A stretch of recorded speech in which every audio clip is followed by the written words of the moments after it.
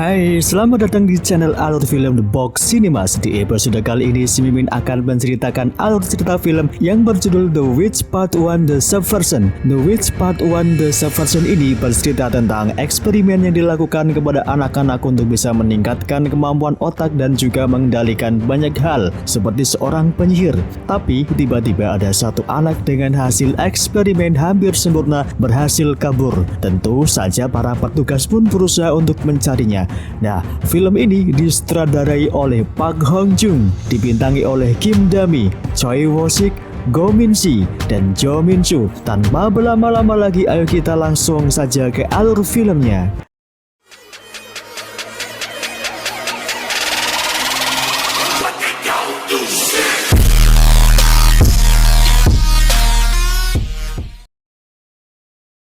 Jadi film ini dimulai diperlihatkannya bagaimana organisasi ini dari berbagai negara membedah otak anak-anak untuk meningkatkan kualitas dan melampaui batas. Anak-anak tersebut nantinya akan dijadikan sebagai senjata dalam membentuk manusia super, dan cerita bermula ketika tempat eksperimen di Korea Selatan terdapat satu anak yang kabur.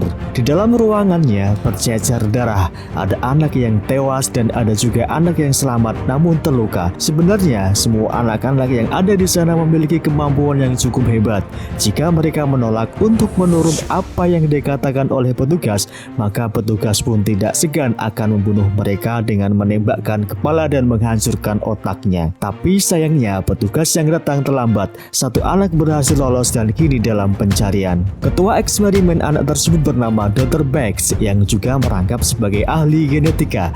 Dr. Bax ini dibantu oleh Mr. Choi yang bekerja sebagai komando petugas keamanan dan mencari anak eksperimen yang hilang itu. Satu anak yang bernama Nobleman yang mencoba membantu petugas penangkap anak yang kabur tidak mendapatkan hasil apa-apa. Sedangkan anak yang kabur tersebut bernama Giant yang kini hilang entah kemana tanpa ada jejak yang tidak diketahui oleh petugas. Hal tersebut membuat Dr. Baek cukup kesal karena Giant ini adalah anak yang paling berbahaya di antara anak-anak lainnya. Jadi dia memerintahkan Mr. Choi untuk segera menemukan Giant. Mr. Choi ini adalah juga hasil dari eksperimen, jadi dia juga punya kemampuan yang tidak biasa dilakukan oleh manusia biasa. Namun sebagaimana percobaan tidak ada yang benar-benar sempurna, ada kecacatan pada Mr. Choi yang membuat tangannya menghitam dan akan sakit seiring berjalannya waktu. Di sisi lain ternyata Giant ini tersesat di peternakan sapi. Pemilik peternakan yang bernama Ayah Go segera menolong Giant. Setelah diperiksa oleh dokter setempat, Giant ini akan mengalami masalah ingatan sehingga Giant pulih dari lukanya. Ayah Go dan Ibu Go akan mengadopsi Giant sebagai anaknya karena ternyata ayah dan Ibu Go ini sudah kehilangan anak dan cucunya. 10 tahun berlalu, kini tumbuh besar dan beradaptasi dengan baik di keluarga Go. Mereka masih menjaga peternakan, sedangkan Giant ini jadi belajar sekolah. Di usianya yang menginjak remaja, Giant ini tidak ingat siapa dirinya yang sebenarnya. Tapi dia punya kemampuan yang lebih daripada anak seusianya, seperti mengendarai mobil yang lebih jago daripada ayahnya, selalu mendapatkan ranking 1 di sekolah, bahkan nilai ujiannya bisa menjadi nilai terbaik di negaranya. Mudah belajar bahasa baru dan kemampuan yang mustahil untuk dipelajari dalam waktu yang singkat. Dan saat ini Ibu Go menderita penyakit Alzheimer, di mana ia mengalami penurunan daya ingat akan hal yang terjadi. Tapi Ayah Go dan Giant mencoba untuk mengerti kondisi si ibu. Berita di televisi muncul mengenai harga hewan ternak yang kian merosot. Hal tersebut yang membuat keluarga Go saat ini sebenarnya sedang dalam kondisi krisis ekonomi. Bahkan si ayah berniat untuk menjual tanahnya dengan harga yang sangat murah, yang tentu saja tidak disetujui oleh Giant. Setelah selesai mandi, kepala Giant ini tiba-tiba merasakan sakit yang sangat luar biasa. Ia bahkan tidak sanggup untuk menahannya. Nah, kesakitan tersebut ternyata akibat dari eksperimen yang pernah dilakukan terhadapnya dulu. Hari selanjutnya, Giant pergi ke sekolah bersama dengan teman dekatnya yaitu Myun Hee. Dan saat berada di bis, Myun Hee ini menunjukkan iklan kontes yang berhadiah $500.000 dolar. Dengan uang sebanyak itu tentu saja bisa mengurus tagihan rumah sakit ibu dan memperbaiki kondisi keuangan keluarga Go. Asal Jaehyun memenangkan kontes tersebut.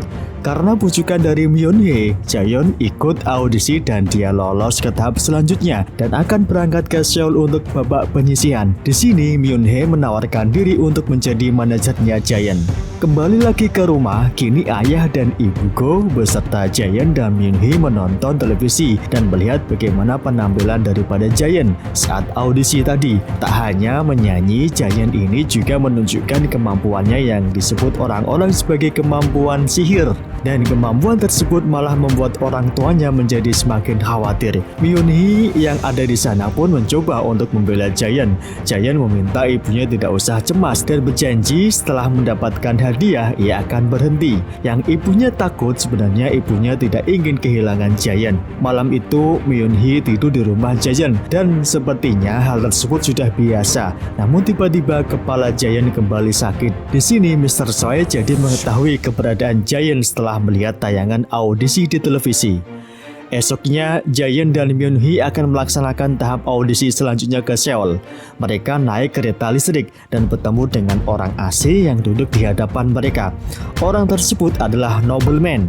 Ia tertawa melihat Jaehyun. Jaehyun dan Myung-hee ini sama sekali tidak mengetahui siapa orang yang ada di hadapannya. Jadi mereka menduga jika nobleman ini mengenal Jaehyun karena acara kontes yang disiarkan di televisi. Karena masih bingung, nobleman mengatakan jika Jaehyun dan dirinya sebenarnya saling mengenal satu sama lain ketika masih kecil.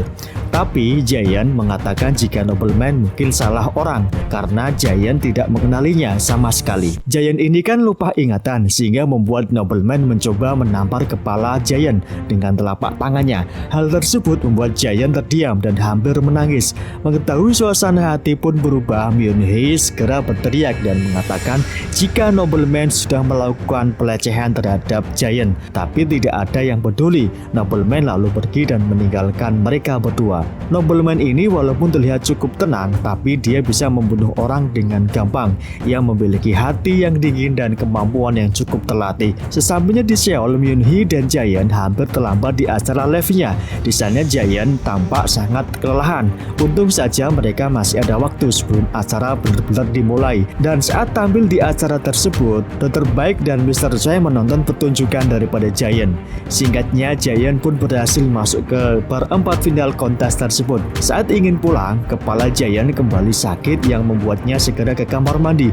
Ia jadi teringat akan perkataan dokternya dulu yang memvonis jika Jaehyun akan mati dalam waktu kurang lebih 2-3 bulan ke depan. Untuk menyembuhkan penyakitnya tersebut, dibutuhkan transplantasi sumsum tulang orang tua kandung. Sementara Jaehyun ini tidak tahu siapa orang tua kandungnya. Sakit kepalanya itu membuat hidungnya berdarah dan setelah mereda, mereka lalu memutuskan untuk pulang ke rumah. Hanya saja, mereka dihadang oleh anak buahnya Mr. Choi. Mereka memaksa Jaehyun untuk ikut bersama, tapi untung saja mereka ada kesempatan untuk kabur. Jadi mereka naik taksi ke stasiun dan lanjut naik kereta. Dan sesampainya di kota asalnya, tidak ada bis di sana yang membuat mereka menunggu cukup lama. Saat itulah Myung-hee mendapat telepon dari ayahnya dan pergi ke kamar mandi. Nobleman kemudian datang lagi dan mengajak Jaehyun untuk ikut bersamanya. Tapi Jaehyun masih tidak peduli. Nobleman ini mengancam jika dia akan membunuh orang tuanya Jaehyun, yang membuat Jaehyun berlari dan menyuruh Myung-hee untuk menelpon ayahnya lagi untuk datang ke rumahnya Jaehyun. Ayahnya Myung-hee ini adalah seorang polisi. Nobleman bersama dengan Daeyeon yang juga seorang hasil dari eksperimen sampai di depan rumahnya keluarga Go. Saat itu cuaca dalam kondisi hujan dan tak lama ayah Myung-hee yang datang dengan mobil polisinya sampai di rumah ayah Go dan membuat rombongan Nobleman tidak jadi masuk ke rumah ayah Go. Dan ketika sampai di rumah, Jaehyun dan Myung-hee segera turun dari taksi dan melihat ada mobil ayahnya Myung-hee. Tapi tidak ada siapapun di sana. Mereka juga melihat keadaan rumah dalam kondisi lampu yang padam. Dan tanpa pikir panjang mereka segera masuk. Ternyata di dalam rumah ada ayah Myun-hee dan rekannya dan orang tua Jaehyun yang juga masih hidup yang sedang memperbaiki listrik. Kekhawatiran mereka lalu mereda. Setelah hujan tak lagi turun, Myun-hee, ayahnya dan rekan kerja ayahnya lalu mereka pamit pulang kepada ayahku. Di tempat lain rupanya nobleman Dayun dan juga rekan penyihir lain yang tidak disebutkan namanya membunuh keluarga seorang profesor. Profesor tersebut adalah peneliti atau ahli genetika yang dahulunya melakukan percobaan terhadap mereka. Jadi kemungkinan di sini si nobleman dan kawan-kawannya sedang mencoba untuk membalaskan dendam. Setelah membunuh, mereka juga membakar tempat kediaman ahli genetika tersebut. Esoknya, Dr. Baek membaca kabar kematian salah satu penelitinya.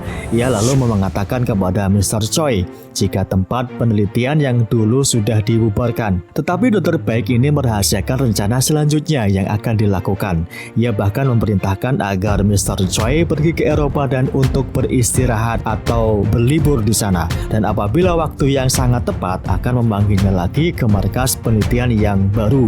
Mr. Choi ini sepertinya tahu apa yang akan dilakukan oleh Dr. Baek, yaitu membawa Jaehyun. Jadi Mr. Choi ini mengatakan jika Jaehyun ini adalah monster dan tidak bisa dikontrol. Mereka harus segera membunuh Jaehyun. Tapi sepertinya Dr. Baek mengabaikan saran daripada Mr. Choi. Setelah itu Mr. Choi menemui Mr. Lee yang juga ada hubungannya dengan eksperimen anak tersebut.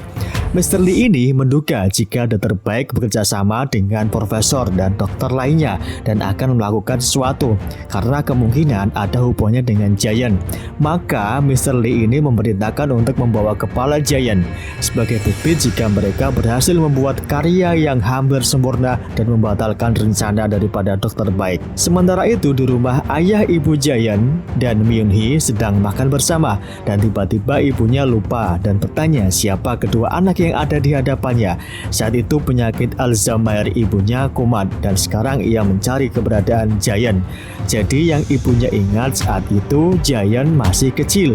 Ia kemudian menjelaskan jika ia juga pernah mempergoki Jaehyun mencari keberadaan ibu kandungnya di internet. Dan biar tidak semakin melantur dan menyakiti hati Jaehyun, ibunya dibawa ke kamar oleh ayahku. Setelah itu mereka tidur dan bermimpi buruk yang membuatnya terbangun lagi karena kepalanya koma dan menjadi sangat sakit. Myun-hee terbangun juga dan ia pergi ke toilet, tetapi dia seperti tidak tahu jika Jaehyun sedang mencoba menahan rasa sakit di kepalanya. Dan tiba-tiba Jaehyun mendengar sesuatu yang membuatnya segera keluar kamar. Rupanya saat itu sekelompok orang dengan senjata yang lengkap berada di rumahnya Jaehyun.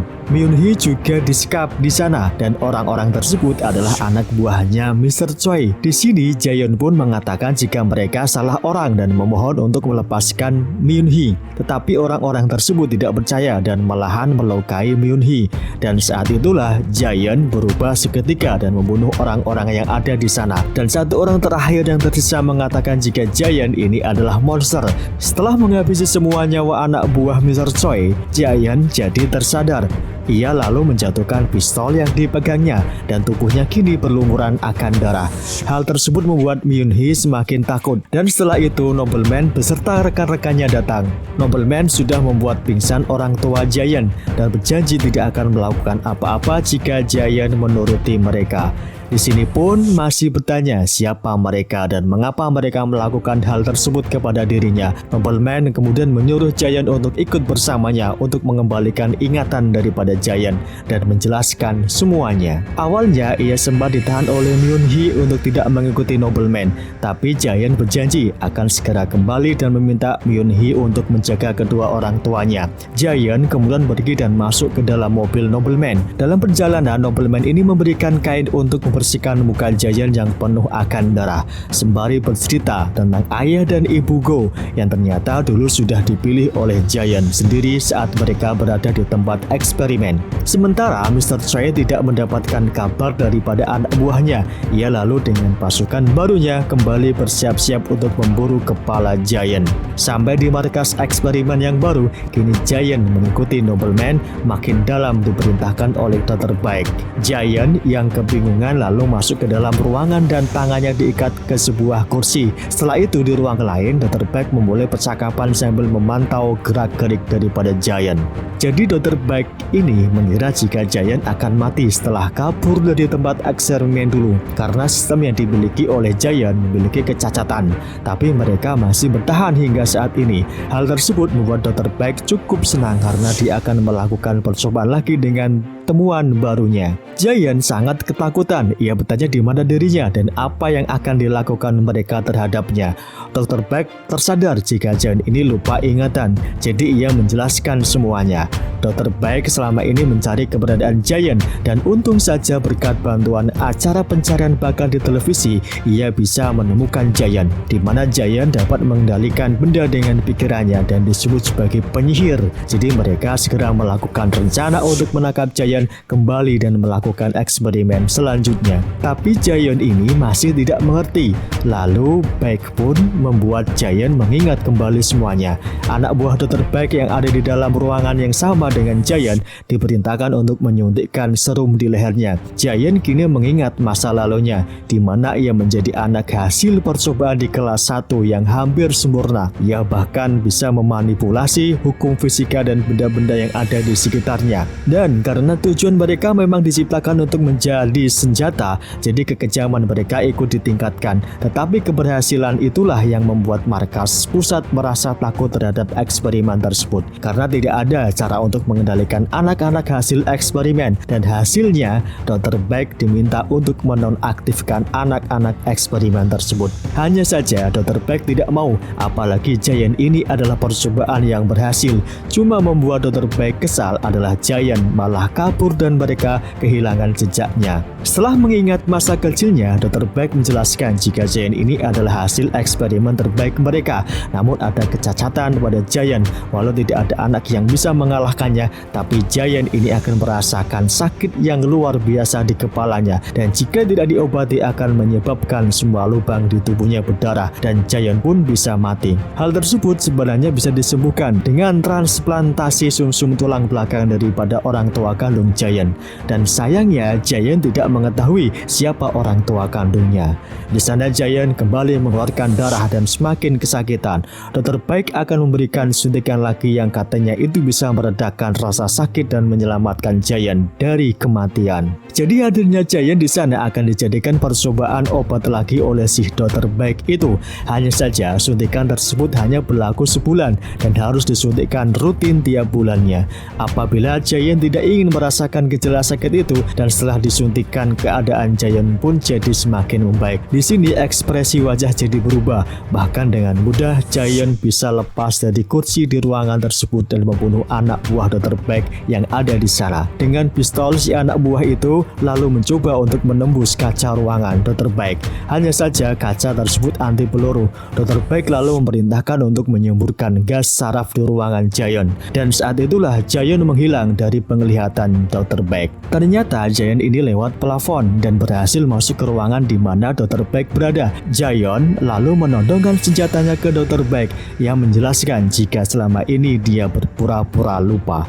Dia berpura-pura amnesia karena tidak mungkin anak sepintar dirinya bisa lupa dengan mudah. Giant memang merencanakan semua ini untuk bertemu dengan Dr. Beck. Tujuannya untuk menemukan obat penyembuh rasa sakit kepalanya dan balas dendam karena sudah membuat dirinya menjadi seperti sekarang ini. Cuma untuk mencari keberadaan Dr. Beck tidaklah mudah. Jadi Giant ikut audisi dan memperlihatkan kemampuannya di publik, yang tentu saja menarik perhatian daripada Dr. Beck.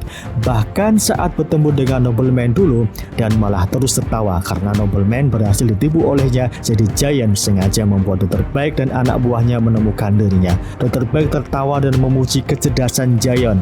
Giant lalu menurunkan senjatanya. Cuma sepertinya Giant tidak menanggapi pujian tersebut. Ia lalu menembakkan Dr. Beck dan menanyakan di mana ramuan obat lainnya yang bisa menyembuhkannya. Di sisi lain, Nobleman dan rekannya ingin ke ruangan Giant, namun terhenti karena pasukan Mr. Choi datang. Pertarungan kemudian terjadi antara Mr. Choi dan pasukan Nobleman. Banyak pasukan yang mati tertembak, tapi Giant berhasil membalas dan membunuh semua pasukan Mr. Choi. Dr. Beck yang terluka diseret oleh Giant, dan saat itulah Nobleman menghantamkannya. Nobleman dan Giant walau bisa membalas serangan dari Giant, tetapi Nobleman mengakui jika Giant cukup sulit untuk dilawan. Dan akhirnya Nobleman ditendang oleh Giant yang membuat tembok hancur dan darah keluar dari mulutnya. Dr. Beck yang mencoba untuk kabur kembali ditembak oleh Giant yang meminta Dr. Beck untuk menunggunya dan pertarungannya dengan Nobleman kembali dimulai. Saat ingin menembak kepala Nobleman, Mr. Choi datang. Dr. Beck meminta untuk membunuh mereka semua dengan menghancurkan kepalanya.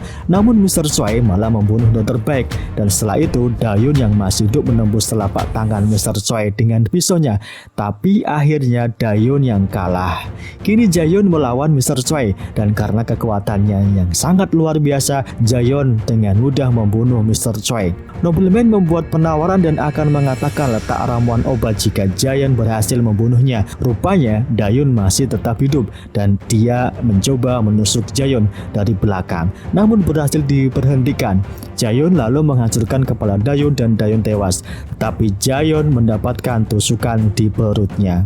Di belakangnya ada Nobleman yang ingin menembak Giant. Hanya saja Jaehyun mengontrol pergerakan Nobleman dan kemudian menusuk Nobleman dengan pisaunya yang semakin membuat Nobleman tidak berdaya. Dengan pistolnya, Giant siap membunuh Nobleman dan kini bertanya lokasi keberadaan ramuan obat tersebut. Tapi Nobleman tidak mengatakan apa-apa dan terdengar suara tembakan di pistol Giant. Setelah itu, Giant berhasil menemukan tempat penyimpanan ramuan obatnya. Kini ia pergi pulang dan meninggalkan gedung tersebut, melewati para jenazah yang rela mengorbankan nyawanya hanya demi Giant. Dengan mobil yang ada di sana, ia mengendarainya dan berniat untuk pulang. Namun ia melihat polisi kini sudah mulai melakukan penyelidikan di rumahnya, dan Giant lalu menemui ayah dan ibu Go yang ada di tempat seperti rumah sakit atau tempat pengungsian gitu. Giant lalu memberikan ramuan obat untuk ibunya dan mengatakan jika ibu harus meminumnya sebulan sekali selama 8 bulan. Dengan begitu, kondisi ibu akan membaik. Sedangkan Giant hanya mengambil 2 potong ramuan saja. Giant lalu pergi dan berjanji akan kembali. Pesan terakhir yang diucapkan ayah untuk dirinya adalah jaga diri. Ayahku tidak peduli dari mana dia dilahirkan, tapi ayah dan ibu membesarkan Giant dengan penuh kasih sayang. Jadi ayahku ini sebenarnya tahu jika Giant ini adalah penyihir. Ia sempat khawatir karena Giant ini cukup puas dengan membunuh sapi dan anjing, dan ayahku sebenarnya menyesal sudah mengangkat Giant sebagai anaknya dan punya rencana untuk mengusirnya. Namun ibu Go ini sangat sayang terhadap Giant. Si ibu mengatakan jika Giant ini jika dibesarkan dengan cinta dan kasih sayang, maka Giant akan menjadi anak yang baik. Setelah itu Giant benar-benar pergi dari hadapan ayah Go. Kemudian Myung-hee yang saat itu ada di rumah sakit dan sedang mengobati lehernya tahu akan keberadaan Giant di sekitar sana, lalu mengucapkan salam perpisahannya kepada Myung-hee dan kemudian pergi. 3 bulan kemudian Giant ini bertemu dengan seorang yang lokasi keberadaannya di sekitar tebing pantai dan dijaga cukup ketat, dan wanita yang ditemuinya tersebut mengetahui Giant dan mengaku sebagai kembarannya Dr. Beck. Ia lalu diberi ramuan obat untuk mengatasi sakit yang dirasakan oleh Giant selama ini. Hanya saja Giant ingin obat yang permanen. Menurut informasi yang didapatkan, Giant selama ini kembaran Dr. Beck bisa menyembuhkan sakit Giant secara permanen. Ternyata kembaran Dr. Beck ini adalah ibu kandungnya daripada Giant. Giant kemudian bilang jika ada orang yang menyentuhnya, maka ia akan mematahkan lehernya. Di sana ada seorang wanita yang berdiri di sebelah Giant sambil tersenyum yang tidak diketahui identitasnya, dan cerita pun berakhir. Dan itulah seluruh alur cerita film The Witch Part 1 Subversion. Terima kasih sudah menonton. Jangan lupa ikuti terus media channel kita ini di The Box Cinemas agar tidak ketinggalan video terbaru di channel ini. Jika ada kritik dan saran, tulis di kolom komentar. Sampai jumpa di video selanjutnya. Bye.